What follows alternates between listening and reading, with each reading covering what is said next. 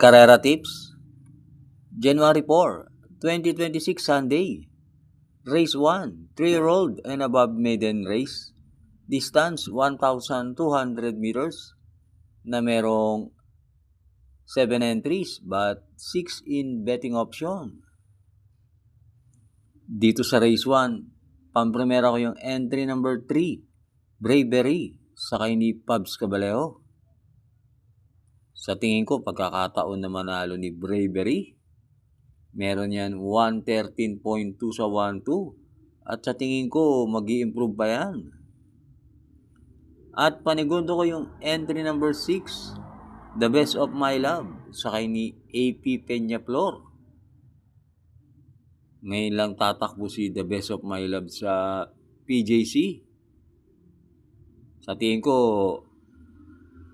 2-horse race lang to sa entries number 3 and 6. Kaya dito sa race 1, pampremera, 3, Bravery. Panigundo, 6, The Best of My Love.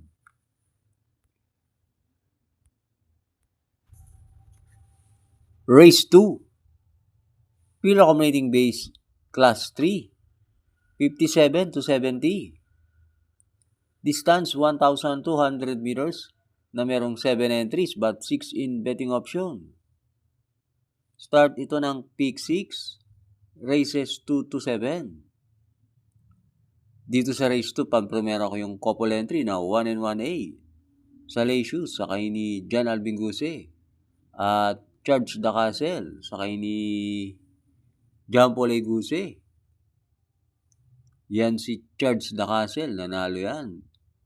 Sa Metro Turf, sa distansyang 1-2, gumawa yan ng 110.8. At sa tingin ko naman, hindi magkakaproblema yan sa PJC. At panigundo ko yung entry number 7, Daily Burn, sakay ni Pabs Cabalejo. May tulin yan at maganda ang numero. Kaya dito sa race 2, pampremera, 1A, Charge the Castle. Panigundo, 7, Daily Burn. Race 3, Pila Accommodating Base, Class 5, 17 to 41, split. Distance, 1,200 meters na merong 6 entries. Start ito ng Peak 5, races 3 to 7. Dito sa race 3, pampremera ko yung galing sa panalo na entry number 1, Bright Mind, sakay ni JT Pabilik. Nanalo yan sa isang 1,400 meter race. Tinalo si Queen Margot. At sa distansyang 1-2, may tiyempo yan na 114.6. Siya ang may best time. At panigundo ko yung entry number 3, Marquis Angel, sakay ni O.P. Cortez. Yan si Marquis Angel, pag malis ng tersero pwesto yan, tingin ko, kalaban na rin nila yan. Kaya dito sa race 3, pampremera, 1, Bright Mind. Panigundo, 3, Marquis Angel. Race 4, Pila Accommodating Base, Class 4, 42 to 56, split. Distance, 1,200 meters na merong 6 entries. Dito sa race 4, pampremera ko yung entry number 5, Usir, sakay ni JB Hernandez. Last run, mabibigat ang nakalaban yan. At gumawa ng 125 sarado sa distansyang 1-4. At panigundo ko yung entry number 3, Fields Amor, sakay ni CP Henson. Pwedeng yan ang bumandera, si Fields Amor. Wala masyadong matulin. Kaya dito sa race 4, pampremera, 5, Usir. Panigundo, 3, Fields Amor.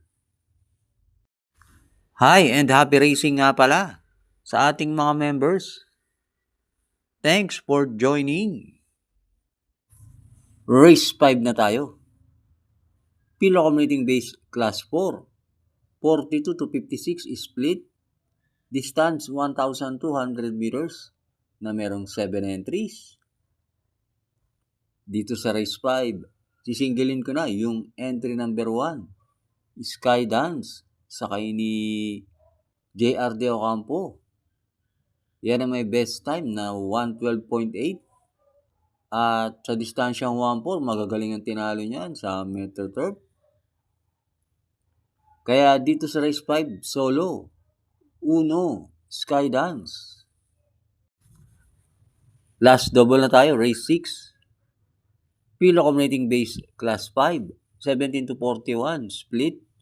Distance, 1,200 meters na merong 6 entries. Para sa akin, itong race 6, anybody's race to. Pampremera ko yung entry number 5, Old Forest. Sakay ni PJ Guse. Last run na segundo yan. At panigundo ko yung entry number 6, Tatler Story. Sakay ni MP Laloma. Malamang yan ang bumandera, si Tatler Story. At pantersero ko, sasama ko yung entry number 1, Sky Magic. Sakay ni RC Simasio. May isang bigla yan, si Sky Magic. Baka maunahan niya sa rematehan si Old Forest. Kaya dito sa race 6, pampremera, 5, Old Forest. Panigundo, 6, Tatler Story. Pantersero, 1, Sky Magic. Race 7, ang ating last race. Pilo Accommodating Base Class 4, 42 to 56 split. Distance, 1,200 meters na merong 6 entries. Dito sa race 7, sisingilin ko na yung entry number 6, Calculus, sakay ni AB Sirius. Yan si Calculus. Tinalo niyan si Johnny Danny. Doon sa Metro Turf, gumawa ng 110.5 sa 1-2. At ngayon, maganda numero niya, kaya tingin ko nakalalamang yan. Kaya dito sa race 7, solo, 6, Calculus. Thanks for watching, lalong-lalo na sa mga laging nakasubaybay. Good luck and happy racing sa inyo.